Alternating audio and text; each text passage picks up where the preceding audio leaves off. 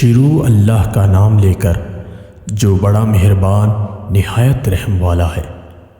جب آسمان پھٹ جائے گا اور جب تارے جھڑ پڑیں گے اور جب سمندر ابل پڑیں گے اور جب قبریں اکھیڑ دی جائیں گی، تب ہر شخص معلوم کر لے گا کہ اس نے آگے کیا بھیجا تھا اور پیچھے کیا چھوڑا۔ اے انسان، تجھ کو اپنے رب کریم کے بارے میں کس چیز نے دھوکہ دیا؟ وہی تو ہے جس نے تجھے بنایا، پھر تیرے اعضاء کو درست کیا اور تیری قامت کو معتدل رکھا، جس صورت میں چاہا تجھے جوڑ دیا۔